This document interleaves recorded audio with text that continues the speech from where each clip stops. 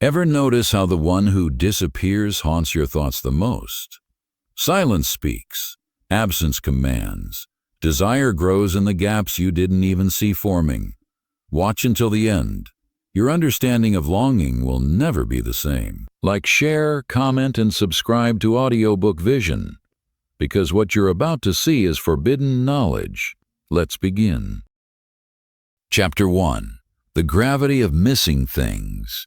You know the feeling, of course, not as a passing thought, but as a quiet, persistent pressure somewhere beneath your awareness. It is the specific gravity of a room after someone has left it, the particular silence that follows a terminated call. It is not nothing. It is a presence in reverse. This is where we begin, with the simple, unsettling fact that absence has weight. Neutrality is a myth your mind constructs to make the emptiness bearable. True neutrality would be indifference, a flat line on the emotional landscape. But you are not indifferent. You are measuring. When something or someone withdraws, it does not simply vanish from your psychological field. It creates a vacuum. And nature, psychological or physical, abhors a vacuum.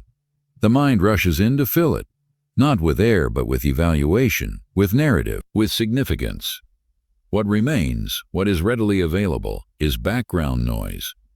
It is the furniture of your life taken for granted. Your mind does not assign it urgency because it does not need to. It is there, its value is assumed, and thus it decays into the mundane. But what withdraws, what becomes unavailable, is suddenly outlined in a different light. The mind, compelled by the vacuum, begins its work. It interrogates the absence. Why did it leave? What was its true value? Could it reach? In this interrogation, the absent object is scrutinized, analyzed, and inevitably elevated. Its worth is not inherent. It is manufactured by the very act of its disappearance.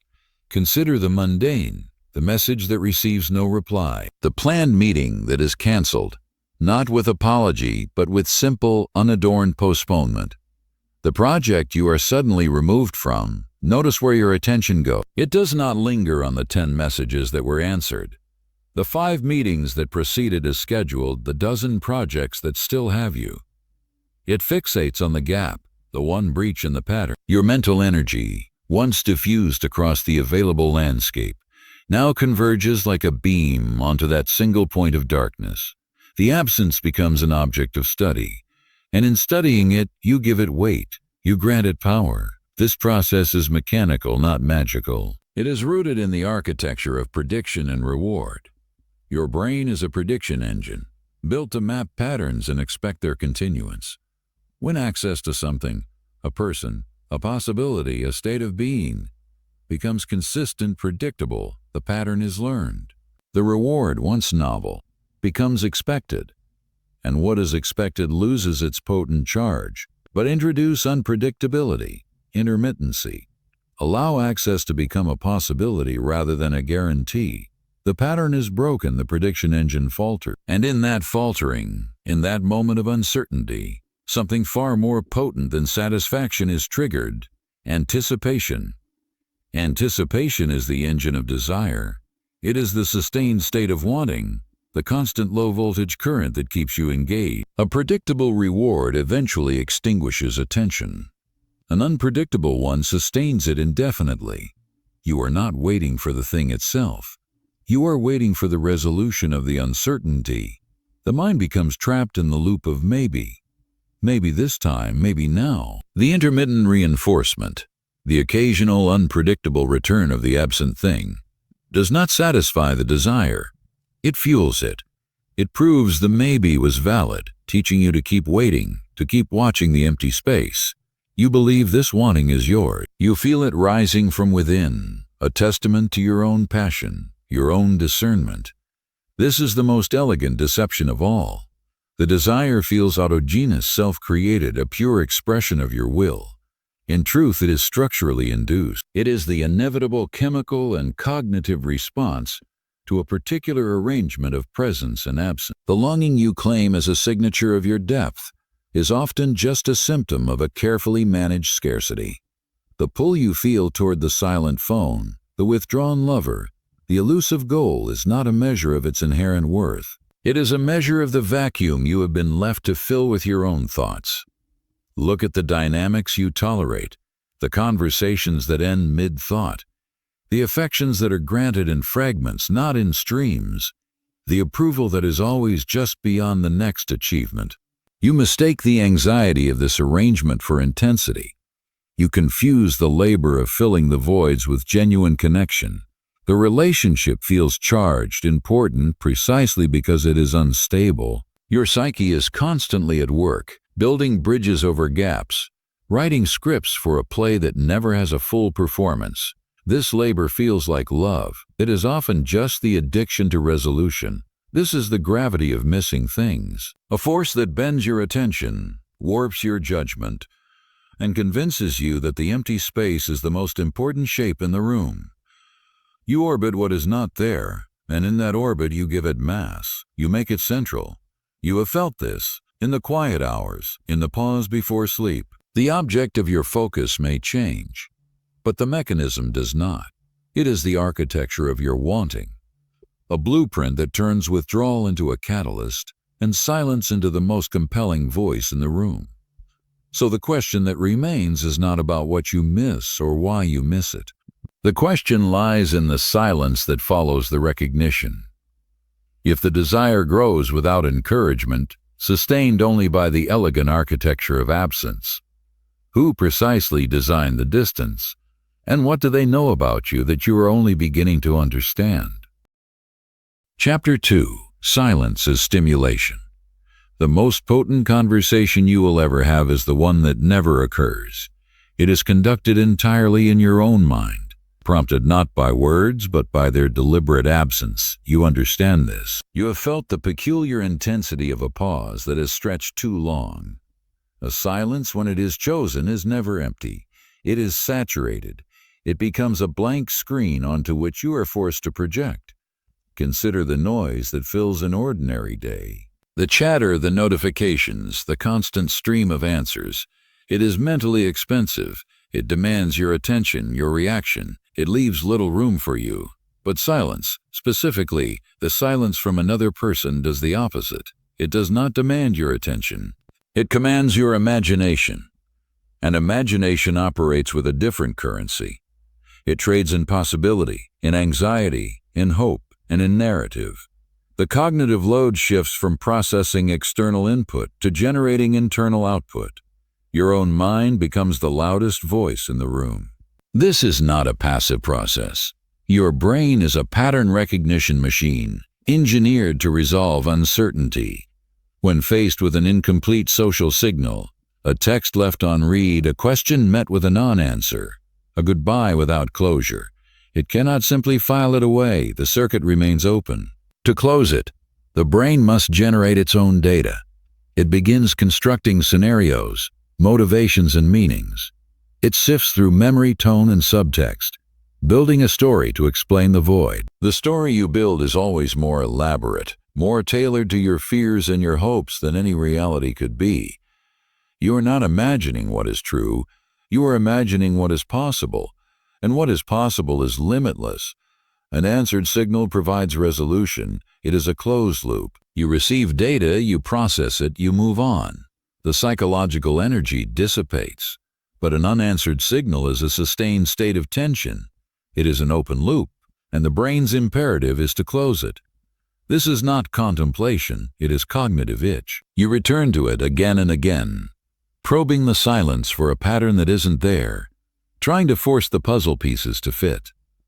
Each revisitation feels like searching for clarity, but it is only deepening the groove of obsession. The silence becomes a mirror, and you are trapped staring at your own reflection, wondering why the other person does not appear. Think of the last time you waited for a reply that did not come. Recall the quiet descent of your thoughts. The first hour, perhaps they are busy. The third, maybe the message was misunderstood. The fifth, perhaps you said something wrong. The 10th, they are angry, they are indifferent, they are hurt, they are with someone else. Notice the escalation. The silence provided the space, but you authored the entire screenplay. You supplied the dialogue, the emotional turns, the dramatic climax, all without a single word from the other side. They exerted no effort. Your own mind did all the work for them, building their significance brick by anxious brick. This is the hidden economy of silence. The one who speaks invests energy into the external world. They shape the narrative. But the one who chooses silence invests nothing. Instead, they initiate a withdrawal, and in doing so, they trigger an investment from you. You invest your mental energy, your emotional speculation, your time. You manufacture the meaning, and in a terrible twist, you begin to feel responsible for the very void that unsettles you. You draft the apologies they might want. You rehearse the explanations they might need. The silence becomes a stimulant, not a sedative. It agitates your neural pathways with questions you alone are trying to answer. You see it in the subtle dynamics of power, not in grand gestures, but in the mundane. The colleague who replies to every point in your email except the most crucial one. The partner who, after a minor tension, simply goes quiet, leaving the atmosphere thick with everything unsaid. The friend whose communications become sporadic, creating a rhythm you cannot predict but feel compelled to follow. In each case, the silence is not an endpoint. It is a catalyst. It transfers the labor of meaning-making from them to you. Their restraint becomes your exertion. This is how silence is weaponized without a single shot being fired. It leverages a fundamental rule of the human psyche. We cannot tolerate unresolved narratives. We will write the ending ourselves, even if it is one of our own devastation, just to complete the circuit. The other party needs only to provide the blank page. You, in your desperate need for coherence, will fill it with ink. Your own hand writes the terms of your engagement, and you convince yourself the handwriting is theirs. So when you find yourself parsing a quiet room, decoding a withheld response, or scripting a conversation for someone who is not there, understand what is truly happening. The silence is not a void you are observing. It is a theater you have been locked inside. The performance is yours alone. The lines you write for the absent other grow more vivid, more real than anything they have ever actually said to you. Which leads to the only question that matters in the echoing quiet. When nothing is said, who is actually speaking inside the mind? And whose voice, over time, have you begun to mistake for your own? Chapter 3. The Illusion of Emotional Choice. You believe you choose what you feel. This is the central fiction of your emotional life. The sudden pull of longing, the sharp point of jealousy, the slow ache of missing someone, they arrive in your consciousness fully formed, wearing the clothes of your own identity. You welcome them as visitors from your own depths. You rarely stop to question who opened the door. Consider the last time you felt a surge of urgency about a person. The moment your thoughts snapped to their silence, your stomach tightened at the thought of their absence. That feeling did not announce itself as a product of external design. It felt like a discovery, a truth emerging from within you about your own values, your own desires. This is the illusion in its purest form. You mistake the reaction for the choice. You confuse the output of a system with its volition. The mechanism operates on a simple principle: remove friction and momentum builds unseen. In physical space, friction provides resistance. It allows you to feel the effort of movement, the choice to push forward. But in the psychological space, absence is a frictionless environment. When someone withdraws, they remove the normal points of contact, the conversations, the clarifications, the shared realities that ground and resist your internal narrative. There is nothing to push against. So the narratives you build in the silence, the attachments you form in the vacuum, encounter no resistance. They deepen, accelerate, and solidify without ever feeling like a conscious decision. You are not making a choice. You are observing a momentum that has been silently granted permission. The trigger is often invisible by design. Intermittent reinforcement, the unpredictable occasional reward, does not feel like a trigger. It feels like life. A message after a day of silence, a moment of affection after a period of coldness. Your nervous system does not register the architecture of the pattern. It only registers the potent chemical release that follows the resolved uncertainty. You perceive this as spontaneous feeling of relief, of validation, of connection. You attribute the feeling to the person, to the moment. You do not attribute it to the carefully engineered scarcity that made the moment possible.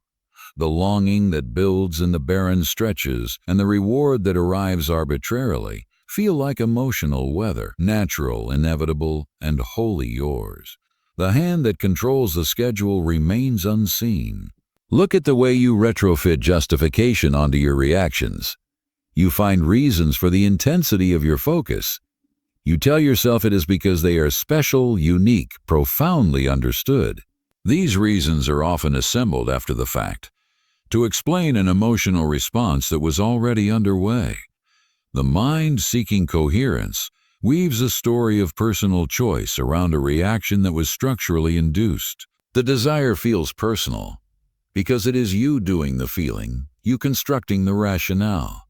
The origin of the chain reaction is obscured, so you assume you lit the fuse. There is a certain vulnerability in this, one you are conditioned to ignore. When presence is consistent, it allows for negotiation. It allows for push and pull, for the friction of another will. But absence removes that other will as a tangible counterpoint. You are left playing a game of chess against yourself, convinced you are matching the strategy of an invisible opponent. Your moves become more elaborate, your investment more total because you are responsible for both sides of the board. The attachment feels deeper, more destined, precisely because it was never challenged by an external reality. It grew in the dark, unchecked. This is how you become complicit in your own captivity. You interpret the lack of friction as ease. You interpret the obsessive cycling of your own thoughts as depth of feeling. You interpret a conditioned response as a personal truth. They are those that arrange the conditions, so you inevitably generate the desired feeling yourself, then proudly claim it as your own creation. So when you find yourself waiting, wanting, longing with an intensity that seems to burn from your very core, pause. Not to judge the feeling, but to trace its lineage. Look for the emptiness that preceded it. Map the intervals of reward. Notice the lack of friction. The feeling is real.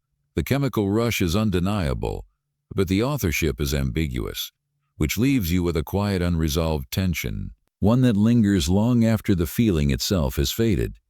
If the reaction feels like yours, does that make it yours? Or does it simply mean the design was flawless? Chapter 4. Delayed Access and Psychological Bonding. There is a force more powerful than constant attention. It is the force of intermittent, unpredictable attention. You have felt its grip, though you may have called it by other names: passion, intensity, destiny. It begins with a simple, almost mechanical truth. The brain does not bond to what is always there.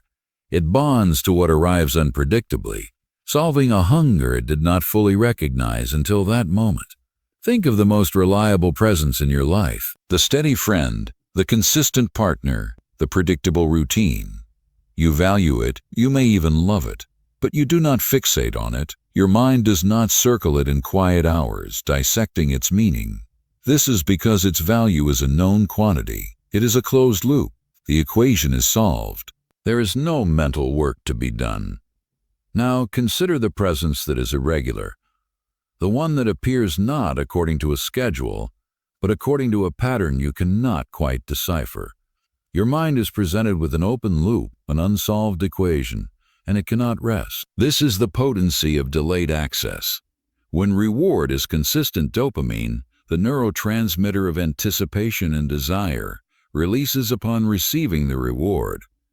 Then it settles, but when reward is unpredictable, dopamine releases most powerfully in the anticipation phase. It floods the system not when the message arrives, but while you are checking for it. Not during the meeting, but in the hours before it is confirmed. The uncertainty itself becomes the stimulant.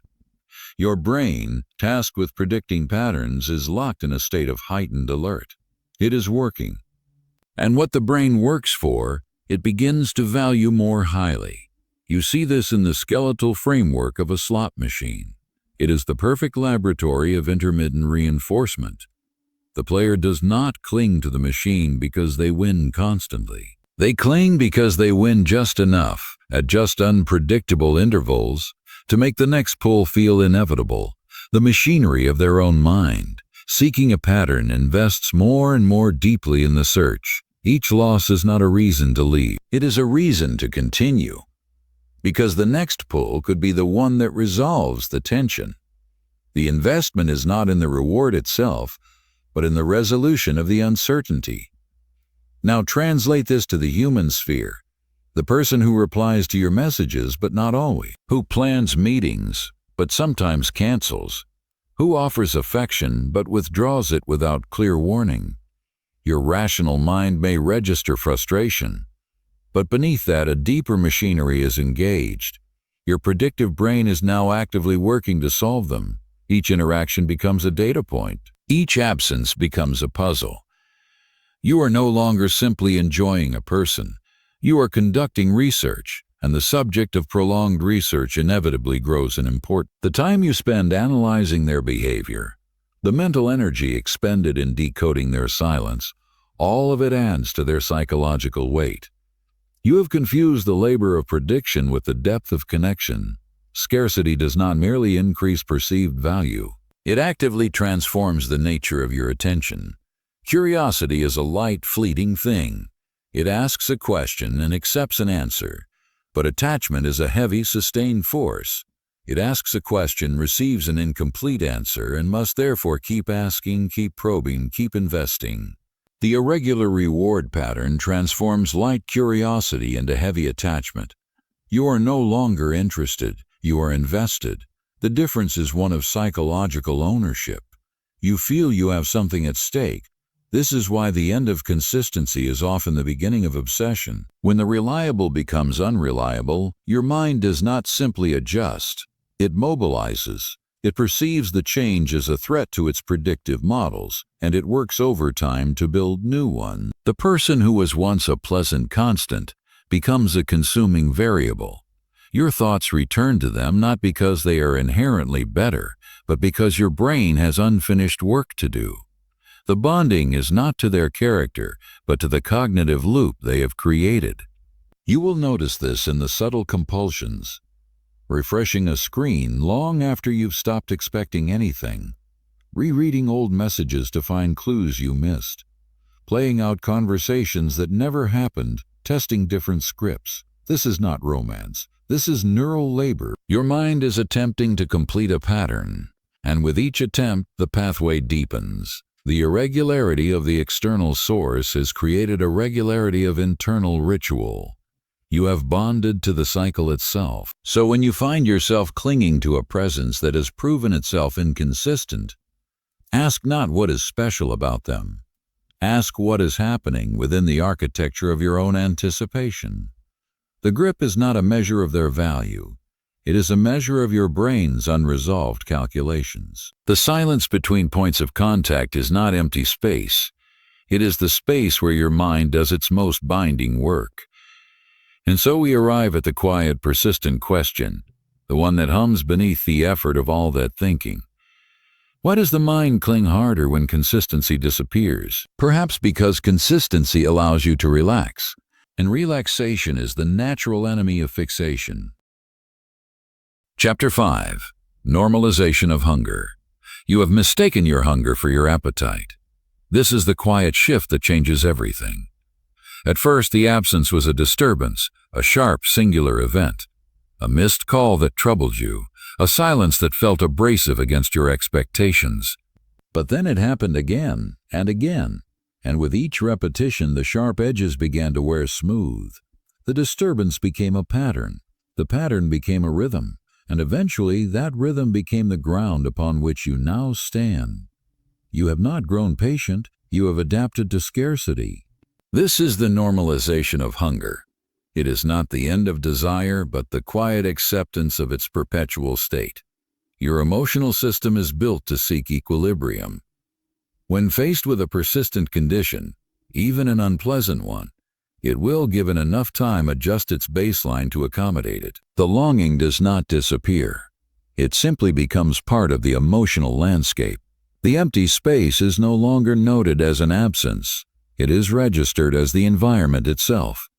Watch how this happens in the smallest increments. The person who takes 3 days to reply to your messages. The first time, it stung. You noticed the delay. You questioned its meaning. By the 10th time, you no longer expect a reply on the first day.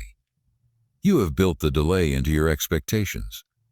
Your anticipation now automatically schedules itself for day 3. The waiting period is no longer an empty, anxious void. It is simply the necessary interim. The hunger has been baked into the timeline. You are not waiting less. You are just beginning your wait later. Discomfort has a remarkable capacity to rebrand itself. The nervous energy of uncertainty, the low-grade anxiety of not knowing where you stand begins to feel familiar. And the familiar, even when it is painful, is often preferred to the terrifying prospect of change, so that churning in your stomach before you see them is no longer labeled anxiety. You call it excitement.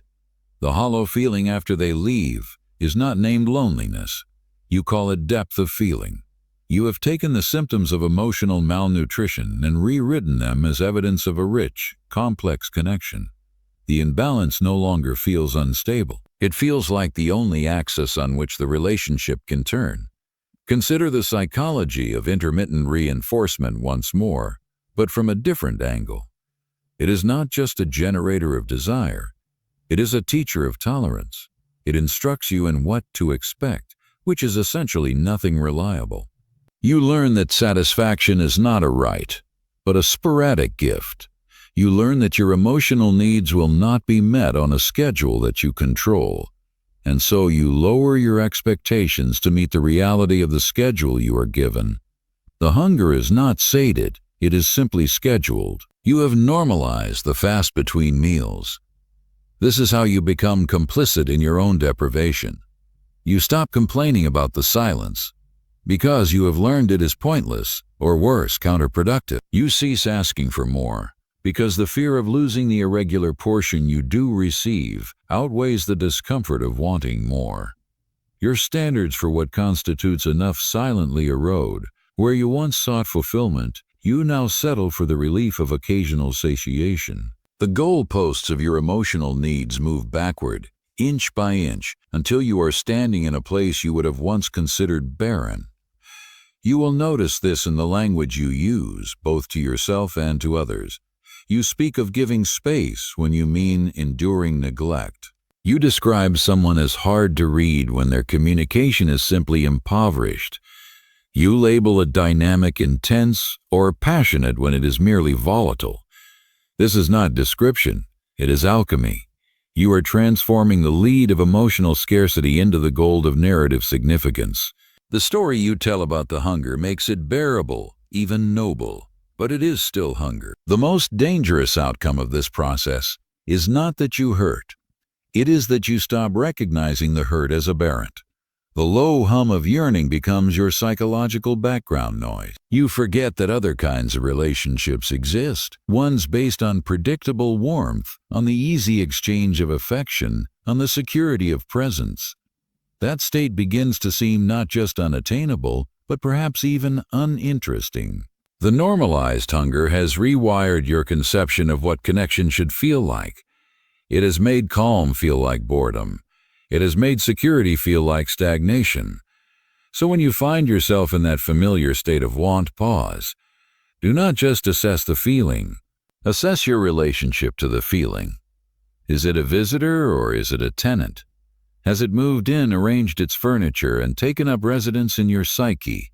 The difference is everything. Which leads to the question that hums beneath the surface of your acceptance, the one you may have stopped asking because the answer seemed predetermined. At what point does wanting stop feeling like deprivation? Perhaps at the precise moment you start calling it by another name. Chapter 6. Trust Erosion Through Distance. Trust is not broken, it is dissolved, grain by grain, through the quiet, consistent sieve of managed distance. You have felt this, the slow, almost imperceptible shift from confidence to calculation. You are no longer sure of them, but you are now meticulously attentive to them. This is the paradox. Attachment does not weaken as trust decays. It often tightens its grip, becoming a necessary substitute for the certainty that has vanished. Clarity requires proximity, not physical necessarily, but psychological. It requires the consistent exchange of reality, shared contexts, confirmed understandings, the minor corrections that keep two perceptions aligned. When access is controlled, when presence becomes intermittent, this exchange falters. You are left with fragments, a message without tone, a silence without context, an action without explanation. Your mind still holds the attachment, the old blueprint of the connection. But the current reality is a house of shadows. You navigate by memory, not by sight. This controlled access does not feel like an attack. It feels like circumstance, life, busyness, complexity. That is its elegance. The erosion is so slow your mind adapts to each new level of ambiguity without alarm. You lower your standards of certainty. Where you once expected a prompt reply, you now accept a delayed one. Where you once needed an explanation, you now accept a vague remark. Your threshold for what constitutes reliable evidence rises higher and higher. You are teaching yourself to trust with less information. You are learning to make do with clues where you once required conversation. Observe the subtle shift in your own mental activity. You are no longer recalling joyful memories to foster connection. You are analyzing data points to assess stability. You scrutinize response times. You decode word choices. You search for patterns in the inconsistency itself. This analytical labor feels like care. It feels like investment. In truth, it is the mental work of an organism trying to predict an unreliable environment. The trust has migrated. It is no longer in the person. It is in your own ability to interpret them correctly. You trust your surveillance. This creates a specific kind of dependency, one rooted in anxiety, not security. You depend on their intermittent contact because it is the only source of data for your ongoing analysis. Each crumb of information becomes disproportionately important. A single text message can fuel hours of interpretation, not because of its content, but because it is a data point in a starved field. Your confidence in their character may fade, but your dependency on their signals intensifies. The attachment persists because the cognitive loop requires it to continue. You are attached to solving them. You see this in the quiet compromises you no longer notice. You stop asking certain questions because you know the answers will be evasive, and the evasion hurts more than the ignorance. You begin to preempt their withdrawals by pulling away first, a strange game of emotional mimicry you think protects you. You justify their distance with your own elaborate narratives, supplying the trust they no longer provide. You are doing the work of the relationship alone, and you mistake this labor for loyalty. The decay is so quiet because it is not replaced by nothing. It is replaced by a simulated structure. The rituals of longing, the cycles of anticipation and analysis, the familiar ache of uncertainty, these become the new architecture of the connection. They feel active, engaging, even intimate. They are proof of your investment, but they are also the machinery that operates in the absence of trust. You have confused the complexity of a problem with the depth of a bond, so you remain, not because you are certain, but because you are committed to the process of seeking certainty. The attachment is the thread you hold in a darkened room. Letting go would not mean walking away. It would mean admitting the room is dark and has been for some time. Why does attachment persist after trust begins to decay? Because attachment is a habit of mind. Trust is a conclusion, and the mind will cling to a familiar habit long after the evidence for the conclusion is gone. Chapter 7. Emotional fatigue and compliance. There is a threshold you cannot feel until you have crossed it. It is the point where the energy required to maintain a question exceeds the energy required to accept any answer, even a painful one. This is not surrender born of understanding. It is compliance born of depletion. You have felt this tiredness. It is a specific kind of weariness, one that settles in the bones of your psyche. The fatigue of sustained uncertainty, prolonged ambiguity is a cognitive load. Your mind is an organ designed to resolve, to categorize, to predict. When it is forced to maintain a state of open-ended assessment, what does this mean? Where do I stand? What will happen next? It consumes resources, attention, emotional regulation, working memory. This is not the clean fatigue of hard work. It is the muddy, draining exhaustion of a vigil with no foreseeable end. Your resistance, your standards, your desire for clarity, all require energy to uphold, and energy is a finite currency. Watch the progression. In the beginning, you fought the ambiguity. You sought explanations. You initiated difficult conversations. You asserted your need for transparency.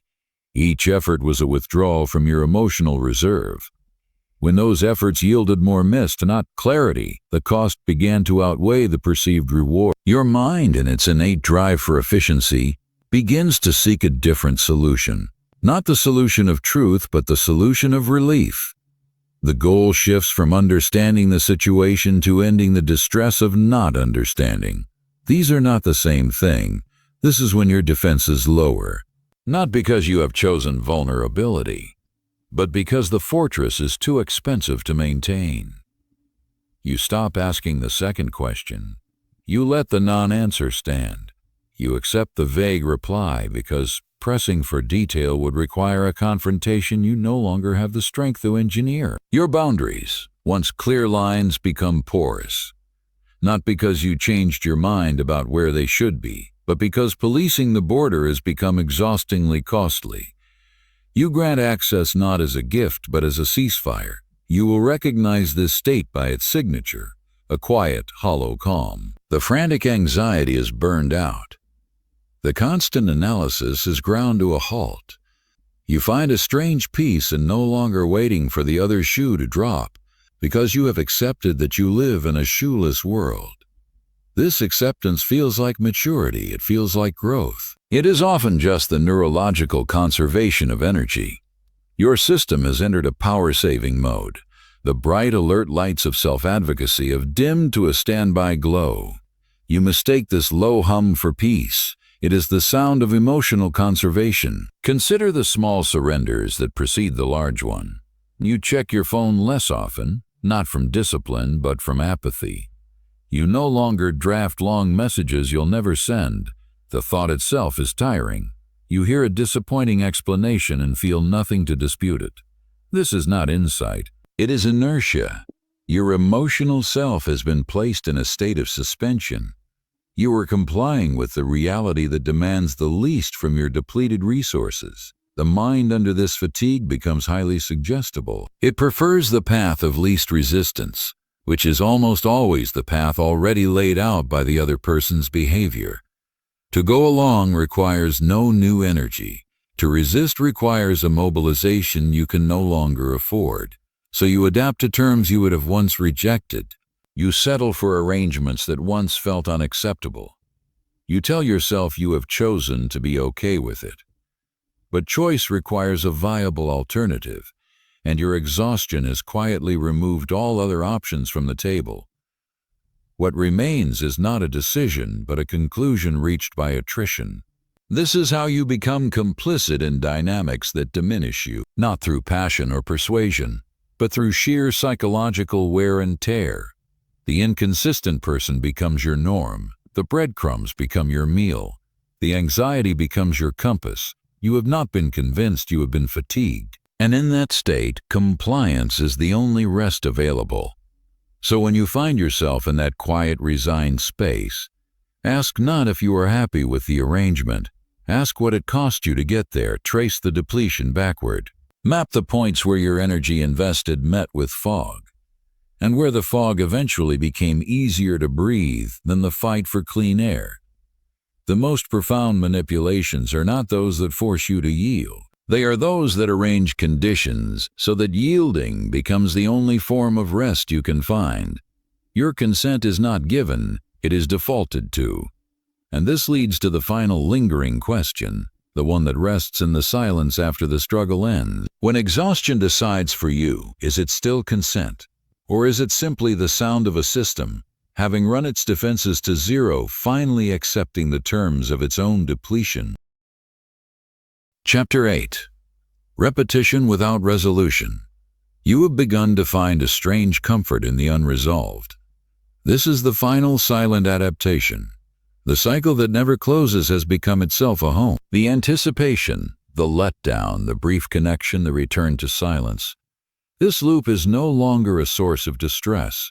It is a familiar orbit, and the predictable known tension of this orbit has begun to feel safer than the terrifying openness of a straight line. Your brain is a pattern recognition machine, but its primary goal is not happiness. Its primary goal is prediction. A bad pattern is still a pattern, and a known pattern, even a painful one, is neurologically preferable to an unknown state. When absence and presence cycle in a recognizable rhythm, your mind learns the rhythm. It prepares for the drop before it happens. It learns to brace for the silence and to cautiously receive the contact. This bracing becomes its own form of stability. The uncertainty is no longer about if the cycle will continue, but when the next phase will occur. The tension is familiar, and the familiar is manageable. Think of the last time you faced a true resolution, a definitive end, or a clear, stable beginning. Recall the flood of disorientation that followed, the sheer volume of unknown that rushed into the space left behind.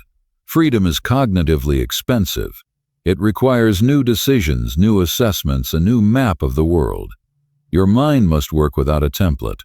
In contrast, the unresolved loop is a ready-made template. It tells you what to feel, when to feel it, and how to manage those feelings. It provides a structure, even if that structure is built around a core of lack. The desire sustains itself because the loop never allows for satiation. Satiation would be an ending, and an ending would demand a new beginning, which is a form of psychological labor you may no longer feel equipped to perform. You see this in the small rituals of waiting. The specific time of day you check for a message that rarely comes. The way you replay the same memories, not for joy, but for the familiarity of the emotional sequence they trigger. The hypothetical conversations you conduct in your mind, following the same well-worn paths of hope and disappointment. These are not signs of hope. They are rituals of a known process. You are not moving toward an answer. You are performing the steps of a dance you have mastered. The dance is about longing, not about arrival. This is why clarity can feel like a threat. A definitive statement, a closed door, a final answer. These things dissolve the loop. They remove the predictable pattern. In its place, they offer nothing but empty space and your own unscripted agency. That emptiness is more frightening than the familiar ache of wanting. The loop, for all its pain, gave you a role to play.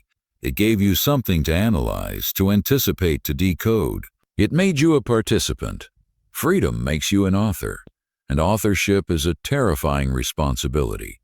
So the unresolved persists because it serves a function. It maintains a low-grade, manageable crisis that prevents the larger, more terrifying crisis of meaning that follows true resolution. Your desire is no longer for the person or the object. Your desire is for the maintenance of the desiring state itself. It is a self-perpetuating engine. The loop is the object. You will recognize this in the quiet relief you feel when the pattern holds. When they withdraw on schedule, a part of you relaxes. The prediction was correct. The world is still intelligible. When they return, as they always eventually do, it is not joy you feel foremost. It is validation. Validation of the cycle. Proof that your mental map is accurate. The content of the interaction matters less than the fact that it occurred, reaffirming the loop's existence. You are not seeking happiness. You are seeking confirmation of your predictive model. This is the comfort of the unresolved. It is the comfort of a known prison over an unknown wilderness. The walls are familiar. The lock's mechanism is a sound you understand. To wish for freedom is to wish for the destruction of the entire world you have painstakingly learned to navigate, even if that world is built around a void. So when you find yourself turning away from a clean conclusion, when you prolong a situation that causes you pain, ask not what you are avoiding in the other person. Ask what you are avoiding in yourself. The loop has been a distraction from a larger emptiness. It has given you a problem to solve. and a self to be, the waiting self, the longing self, the analyzing self. Without the loop, who would you be? And so we arrive at the question that lives in the space between the repetitions, the one that echoes in the brief silence before the cycle begins anew. Why does the unresolved feel more comforting than the complete? Perhaps because completion is a type of death, and the loop, however painful, is a way to keep living without ever having to be born again. Chapter 9. Identity shaped around lack. You have begun to define yourself by what you are missing. This is the final and most intimate transformation. The desire is no longer something you feel. It has become something you are. The absence has been woven into the narrative of who you are. You do not simply want.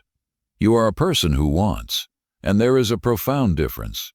In the beginning, the lack was external. It was a space around you. Over time, you have built yourself into that space. Your thoughts, your routines, your conversations with yourself.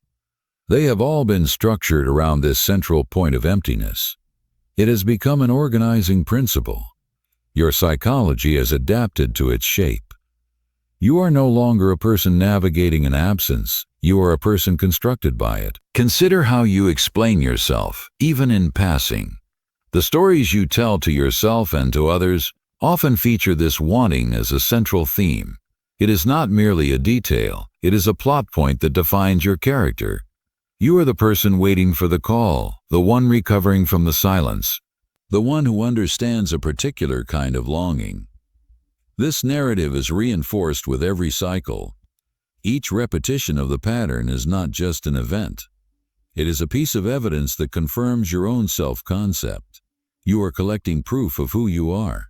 Watch the behavior this identity generates. You choose music that echoes the ache.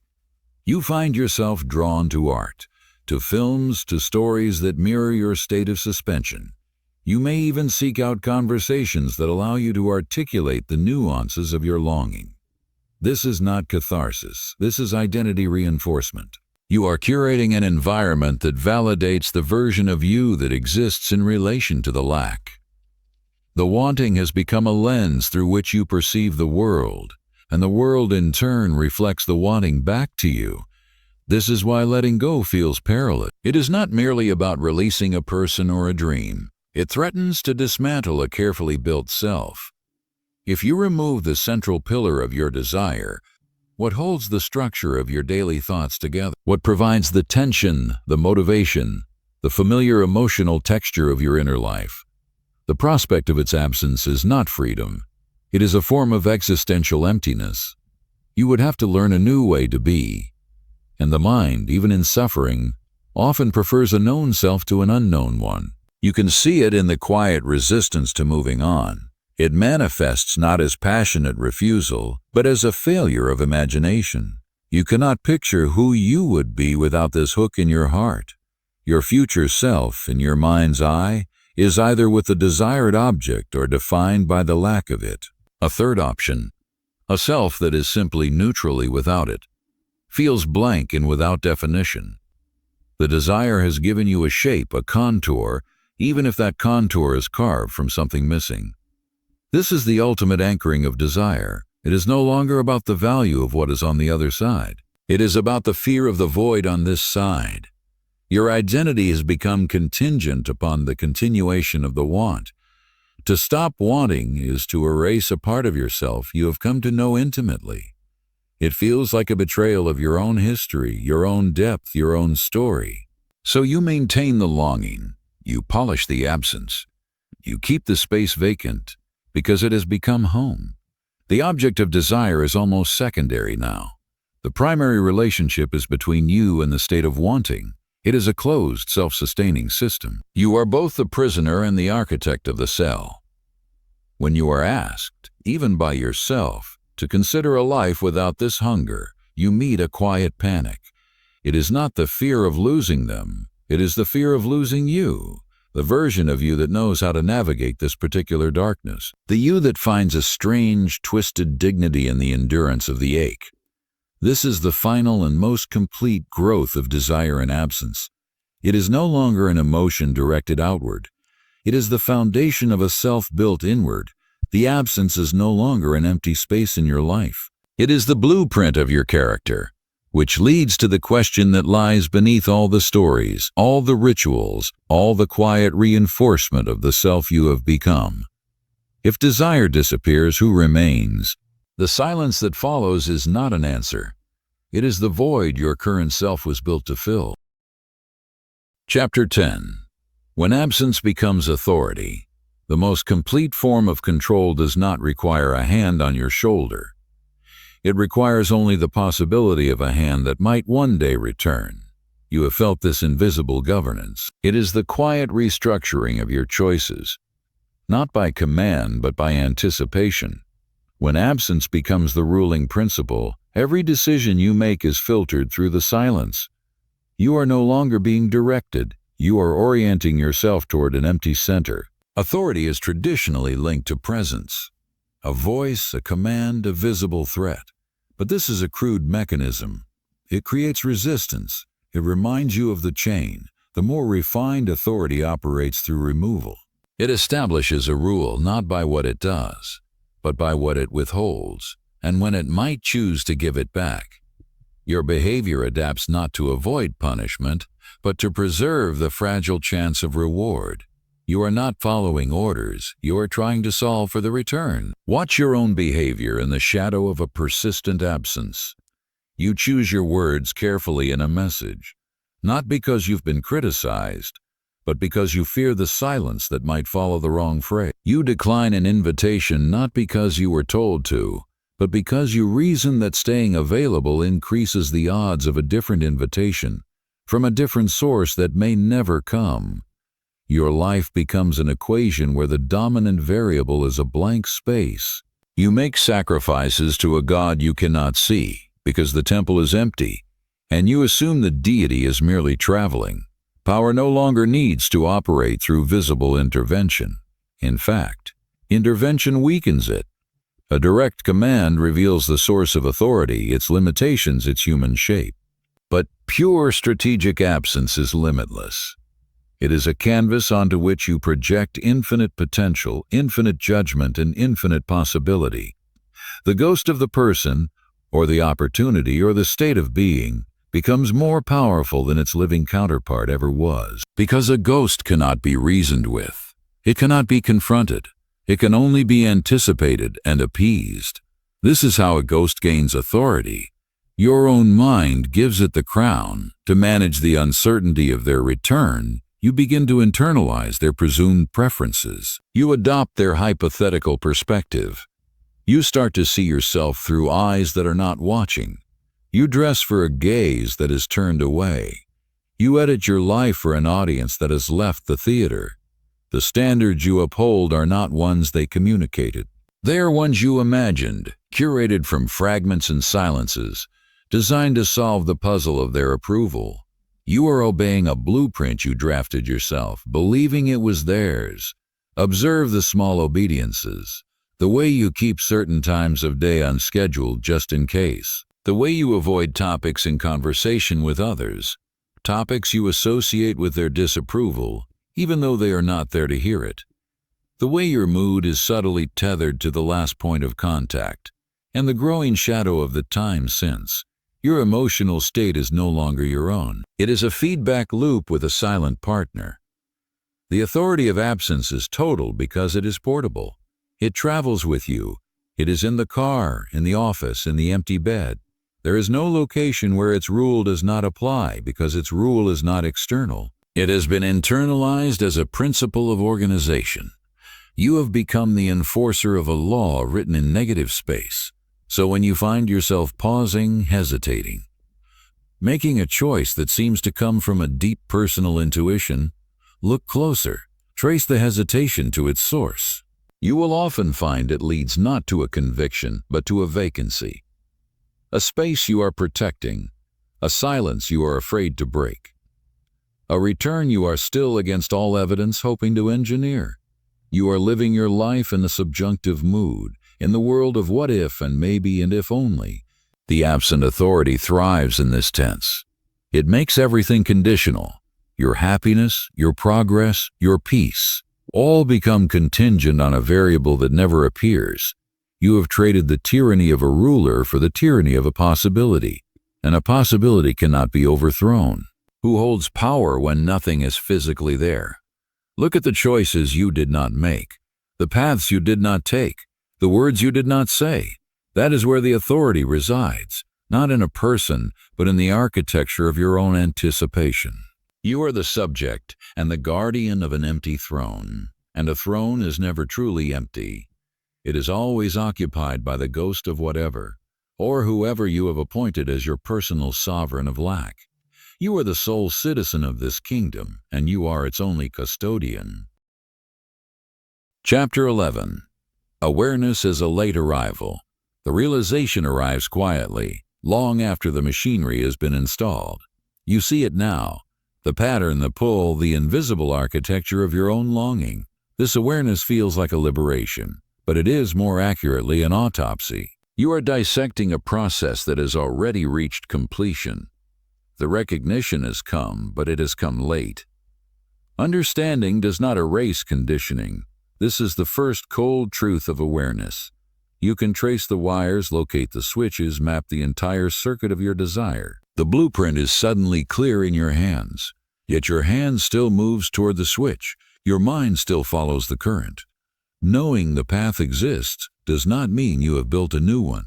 Neural pathways are physical realities. They are ruts worn deep by repetition. Insight is a light you shine into those ruts. It shows you their depth. It does not fill them in.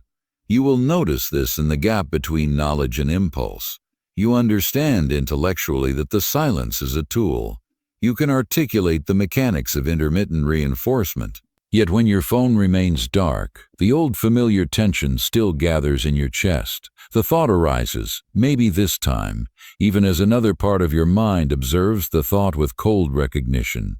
You are split, one self feels. The other self watches the feeling. The watcher is new. The feeler is ancient. The watcher is informed. The feeler is conditioned. This is the loneliness of late-stage awareness. You see the trap, but you remain inside it. You have identified the prison, but you have not found the key, because the lock is not on the door. The lock is in the habit of your own anticipation. You catch yourself performing the old rituals, rehearsing conversations, assigning meaning to trivial details, structuring your day around a potential contact that you know logically holds no substance. The performance continues, even as you now see the empty theater for what it is. Think of the moment you first named the pattern. It likely came not as a shock, but as a quiet, sinking confirmation. A detail aligned, a series of dots connected. The pattern emerged from the fog. But this clarity did not bring relief. It brought a heavier weight. The weight of your own complicity. You saw that you had been an active participant, building the very change you now feel. This awareness carries a subtle shame. It is easier to blame external forces than to acknowledge the meticulous work of your own adaptive mind. So you live in a state of dissonance. You possess the facts, but you inhabit the fiction.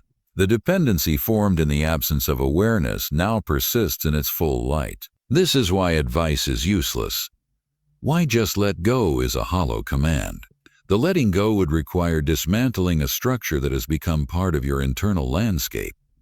Awareness is the surveyor, not the demolition crew. It can assess the damage, it cannot rebuild. Observe yourself in the days after this recognition.